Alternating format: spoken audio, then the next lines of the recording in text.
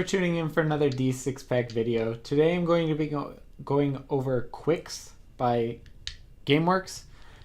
This is another simple little roll and write game, but Adrian and I are going to be playing this one live, so hopefully you will join us on Twitch for that.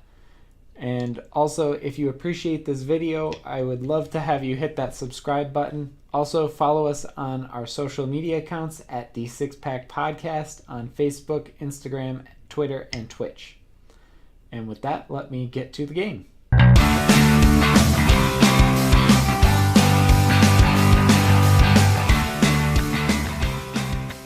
So there really isn't any setup for this. Every player gets a board, and then you grab the dice out of the box. That's it. So the way the game works is the active player is going to roll all of the dice, and then every player, whether they're active or not, has the option of writing down this white number. So that's an 8 in this case. Then the active player has the option of combining one of the 2 white die with any of the 4 colored dice. That has to be done in that order. The active player also gets to choose the white die if they want. So if they want to put the 8, they will have to put that before they choose one of the other numbers. When you choose a number, you are crossing that out on your player board, but you have to cross them out moving from left to right. As you do that, you cannot go backwards at all. So if you were to take the 8, you are skipping 4 spaces that you can no longer put an X in. So that may not be the smartest move at the beginning of the game. You'll notice that the green and blue are 12 on this end and go to 2. Red and yellow are 2 and go to 12. As you proceed across the board, you need to try to get at least 5 X's in a row before you get to the final number, because you have to have 5 X's in order to be able to cross that one off.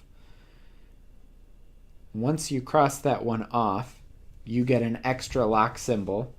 So if, let's just throw in some numbers here. Say a player has crossed out those 5 X's, and then they roll a 2. They get an X there, and an X for the lock as well.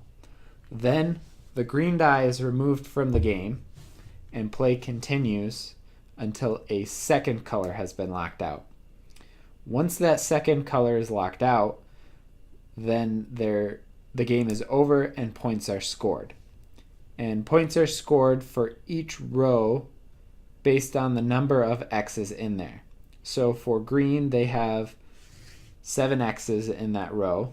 So we would look down at this chart, and 7 X's equals 28 points. You would do this for all 4 numbers, and if at any point during the game you cannot take either of the numbers, you will take a scratch. For each scratch you've taken, you get -5 points, which will go in this box. You total up those points, and whoever has the most points at that point wins the game. Now, if you are going to be playing along with us for Twitch, you obviously can't roll these dice physically. But in order to give you a turn so that you're not just always picking the white die, you need to either pick Adrian or I in order to be your designated die roller. So every time that person rolls the die, you have the option of taking the white die, and then you can combine one of the colored die with one of the white die as well. You don't have to choose the same one that we choose, so your board may end up looking differently than ours does, and you may end up with a different score. However, the one thing that you do need to interact with us on is if you end up getting a lock, you need to let us know in the comments so that we know to remove that die from play so that we can continue playing as normal.